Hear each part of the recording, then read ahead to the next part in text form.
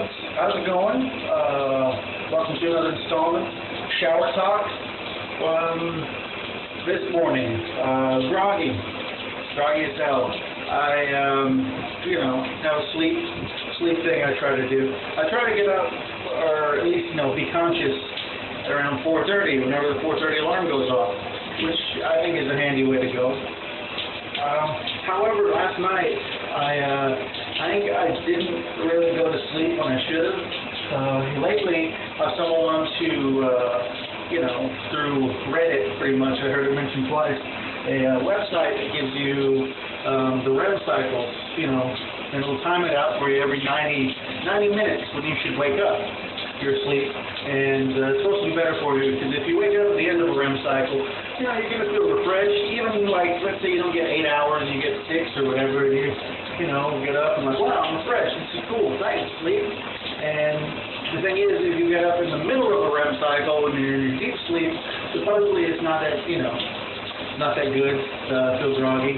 Yeah, I did that today. Now, yesterday, you saw, I was bright-eyed, bushy-tailed. It was a good time. It was a good space to be in.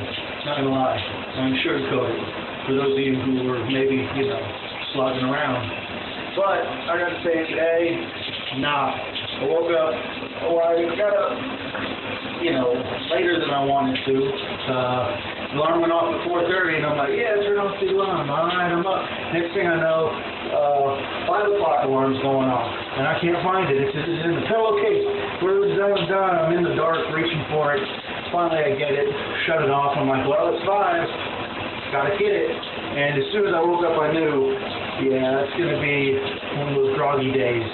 Still went out to the track, still did it, just a little later. There's an old cat up there. He shows up usually on a walk. And so, there he was, just hanging out. Not hanging out, he was walking. So I showed up, jogged my first lap, which was great. It was easier, but I'd say like a razor width easier. You know what I mean? Whenever people say, well, it was easier around this time. Just razor thin though. Razor thin easier. Not like completely and totally, just you're infallible at that point. No. Just a little bit easier, incrementally. So I did that. Cool, And, by the way, the soundtrack to this day's, run and walk session was London Calling by The Clash. I liked it. I liked it a lot. As far as, you hear The Clash mentioned along with punk, and automatically you think, all right, cool, it's just like a few chords and, really cool sounding guitars, and it's kind of the iconoclastic, just kind of war with modern society, the spiritual war struggle type thing. No, it's pretty. They're called like a punk band, and I mentioned the punk, but whenever I first heard them, I wasn't thinking like, wow, is that a saxophone? Punk and saxophone, it totally works. And I think it's just the emotion that's behind those songs that works out with it. So it was success today, because that second lap that I jogged ended up not coming at the end of like the 2-mile walk, but at the end of that first mile. Like jog 1, walked a mile, walked, bam, there comes that second jogging, the jogging lap.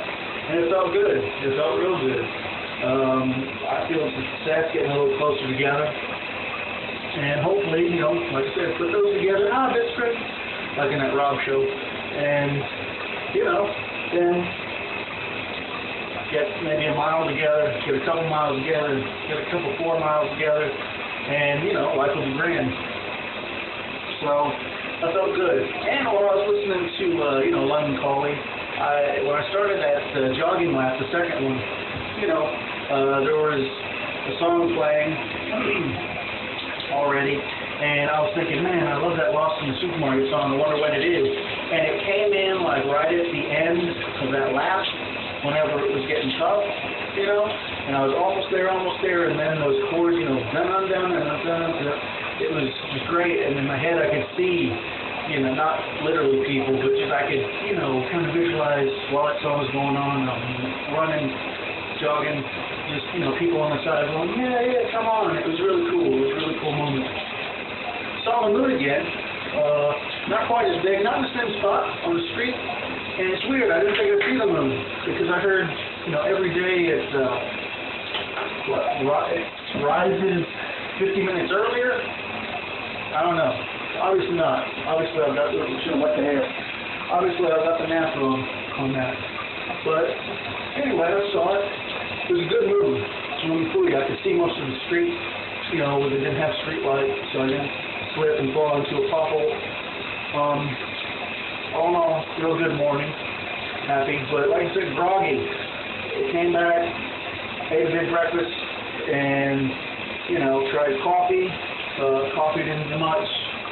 Water, just to see if it was maybe dehydration, because that, sometimes when you're groggy and you wake up, that's what it is too. Water's not really helping that much. Actually, there was a Red Bull that I got.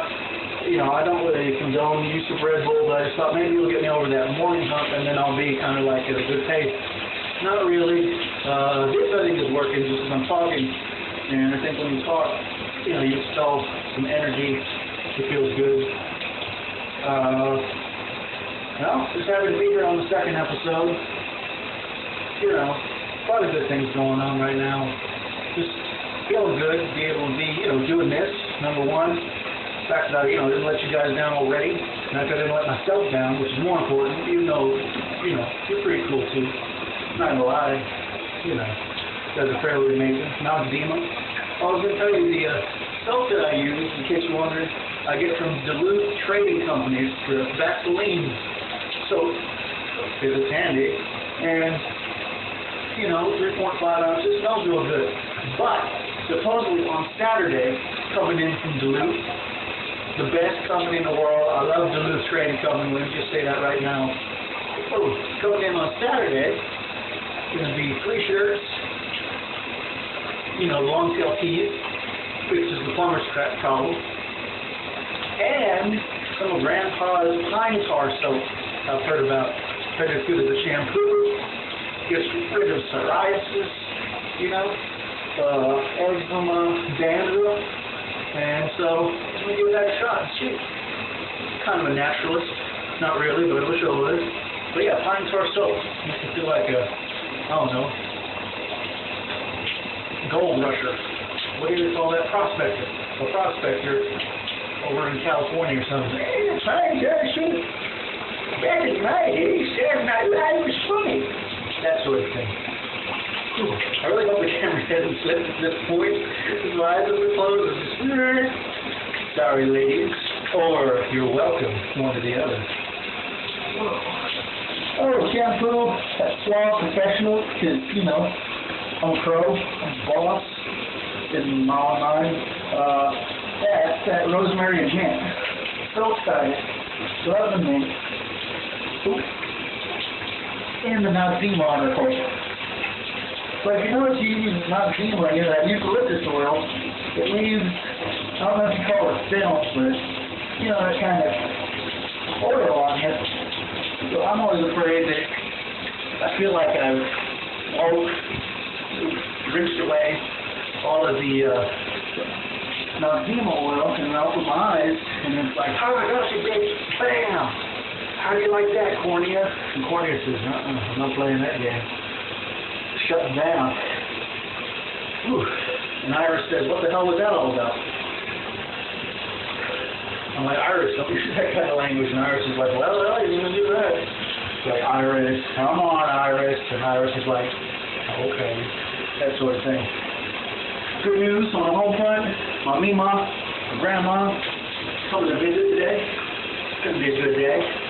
My pop's back from working a week on and a week off for the gas plant, so putting stand up some more inside walls in the house next door. I think it's shaping up to be a good day. If I could just wake up, but I think I'm probably going to be pretty groggy all day, and I'll just stay at like one level, as opposed to ups and downs. Yeah, I don't know. Hopefully we'll see how it plays out. But like I said, I'm just glad I was able to do my second episode here for you. And as far as when this is going to happen, when I'll keep up with it, I'm thinking it should be a daily thing. you know. Maybe some weekends, not so much, but I don't know. I kind of like this whole day-to-day thing. And I can keep tabs on my hairline, because I think in my family it has a tendency to recede. And I'm like, man, was it taught in high school? I think it was. But still, it does recede, and then I do the monk thing.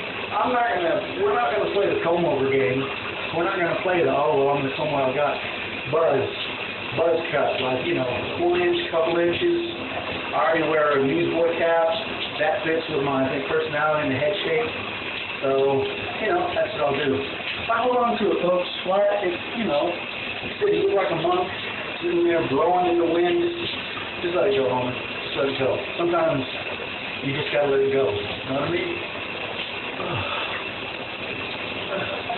Sorry about the nose. There wasn't really anything there. It's just, you know, like I said, that oil makes you think, wow, is my face completely clean? Goodness.